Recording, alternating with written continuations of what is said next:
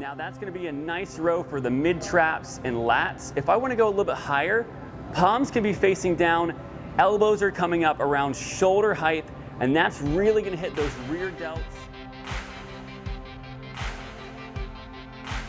Hey guys, I'm Tucker Johnson, one of the personal trainers here at the ranch, and we're going to go over how to use the chest press. So first, I'm going to take a seat. Hips are going to be all the way back. One of the great things about the Nautilus One line is that we can adjust it while we're seated. So we have an adjustment at the top to move the back forward, or we have an adjustment at the bottom to move the seat down or up.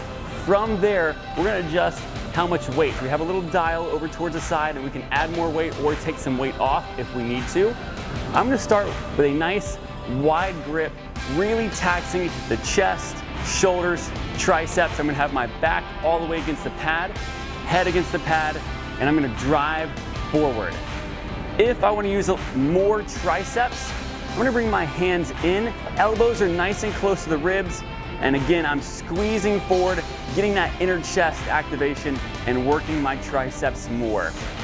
So that's our chest press. Thank you. We're going to go over the Human Sport Nautilus cable rowing machine here.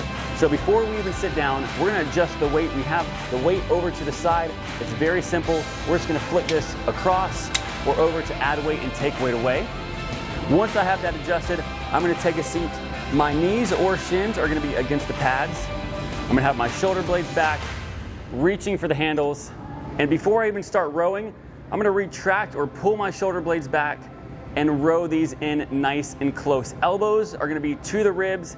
Hands are finishing right in front of the ribs. Now that's going to be a nice row for the mid traps and lats. If I want to go a little bit higher, palms can be facing down, elbows are coming up around shoulder height, and that's really going to hit those rear delts and upper traps. And this is a great exercise if you have maybe posture issues, rounded shoulders, and we can help pull those shoulder blades back, open up the chest, and promote better posture.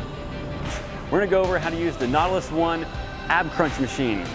So first off, we have our visual cue here. The visual cue, we want that right across the stomach, sitting the hips all the way back once we find that visual cue.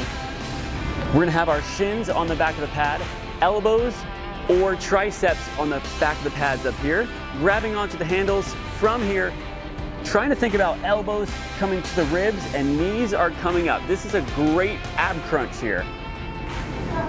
So this can really benefit any exercise that you're going to do in the gym. The foundation is that core strength. So this is going to transfer over to any exercise or any machine that you do in the gym. We're going to go over today how to use the Star Trek treadmill.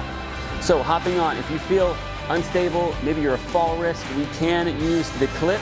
If you go back too far and this pulls, it'll automatically stop the treadmill right away. Jumping onto the treadmill to start it, we are going to press the green button, and when you're done, we're just going to press the red button over to the right. Now we have our quick buttons off to the right. Those are going to be changing the speed nice and quick, so you don't have to keep on pressing 0.1 to change the speed. Over to the left, we have our incline. So if you want to raise the treadmill up, maybe like you're going up a hill or a mountain, we can do that as well. If you don't have an Apple Watch, a Fitbit, or any kind of watch to track your heart rate, we can hold on to the silver handles, and then across the screen up top, it'll tell us our heart rate. So hopping onto the treadmill, we have our safety clip that I can clip onto my pants or my shirt. And then when I'm ready, I can press the green start button. It's going to take 3 seconds and then I'll start. Once I've begun, I can press any of the quick start buttons or the quick press buttons, and then I can go to that exact number that I want to. I don't have to keep on clicking 0.1 every time. Then I can go to the incline. If I want to go with a 3-degree incline, I can go up from there. And then I have my personal viewing screen up at the top. When I'm done, I can press the red stop button and I'm finished. Hey guys, it's Tucker Johnson, personal trainer from the ranch. Today we're going over the Nautilus One leg extension.